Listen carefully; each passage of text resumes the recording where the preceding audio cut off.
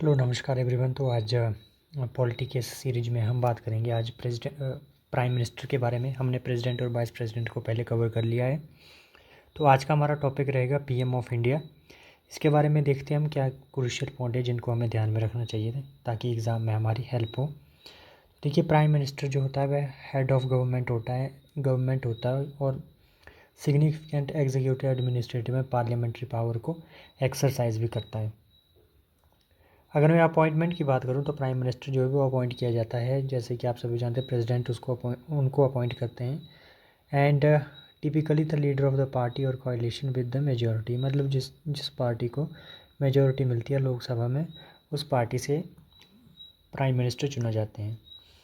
The PM must be a member of either the Lok Sabha और Rajya Sabha and remains in office as long as confidence of majority is held in the Lok Sabha.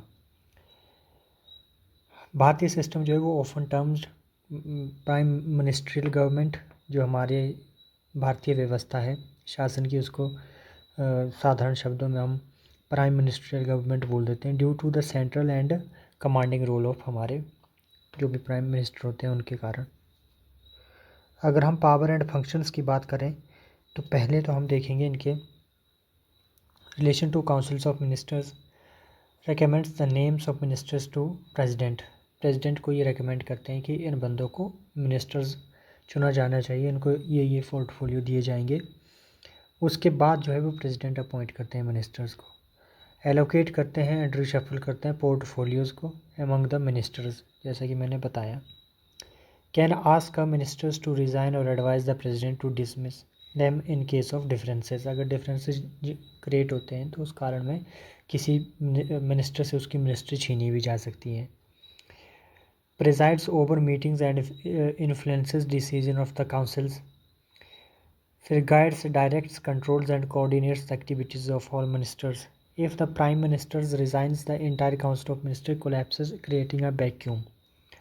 तो ये सब उनकी power में आते हैं। अगर प्रेसिडेंट के संदर्भ में बात करें तो principal channel of communication between president and council of minister की। उसके बाद कम्युनिकेट करता है all decision of the councils about union administration and legislation to the president. Advice करते हैं प्रेसिडेंट को on appointments like attorney general हो गए, हमारे कैग हो गए, यूपीएससी चेयरमैन हो गए, इलेक्शन कमिश्नर्स। आपने जैसे कि अब इलेक्शन कमिश्नर की बात आई तो हमारा आपने मेंशन करना है कि एक पीछे 2023 की जैसे बात करें हम तो एक बहुत ज़्यादा जाना माना केस रहा था इलेक्शन कमिश्नर से संबंधित। वो कौन सा केस था, कमेंट में बताएंगे मुझे। अगर हम रिलेशन टू पार्लियामेंट की बात करें तो लीडर ऑफ द लोकसभा होता है। Announcing government policies, summoning, proroguing sessions, ये सब इनकी पावर में आते हैं। Can recommend resolution of the Lok Sabha and chief spokes person of the government policy. Other major function की बात करें तो crisis manager specially during emergencies, heads various councils like NITI Aayog हो गया, एनडीसी हो गया, नेशनल इंटीग्रेशन काउंसिल हो गई, इंटर स्टेट काउंसिल एक्सेट्रा, इन सबको हेड करते हैं हमारे प्राइम मिनिस्टर। शेप करते हैं फॉरेन पॉलिसी को एंड रिप्रेजेंट करते हैं India nationally and internationally India को। अगर हम कॉन्स्टिट्यूशनल प्रोविजन की बात करें तो आर्टिकल हमारा 74 है, council of ministers with prime minister as head to aid and advise president. उसके बाद एक और आर्टिकल आता है हमारा आर्टिकल 75, वो बात करता है prime minister appoints powers, responsibility and condition की। अगर हम एक केस की बात करें जिसमें इंदिरा गांधी वर्सेस राजनारायण केस था 1975 का, तो उसमें इंदिरा गांधी जी के इलेक्शन जब हुआ था, उनको जब प्राइम मिनिस्टर नियुक्त किया गया था तो उन्होंने एक एलिगेशन उन पे लगा था corrupt practices under the RP act 1951। तो क्या किया था कि इलाहाबाद हाई कोर्ट ने उनको गिल्टी डिक्लेयर किया था और डिसक्वालीफाइड कर दिया था एंड इनवैलिडेट कर दिया था उनके इलेक्शन को। This led to a constitutional crisis and declaration of emergency, जिसकी वजह से फिर इमरजेंसी की सिचुएशन क्रिएट हुई। इसका परिणाम ये हो कि पार्लियामेंट ने 39th कॉन्स्टिट्यूशनल अमेंडमेंट एक्ट पास किया और आर्टिकल 329A जो है इसमें अमेंड हुआ वो seeking to bar judicial review of prime ministers is election. Supreme court intervened striking down article 329A sub clause 4 as violative of the constitution is basic structure doctrine. तो आपने बताना है कि ये बेसिक स्ट्रक्चर का सिद्धांत जो है किस केस में दिया गया था।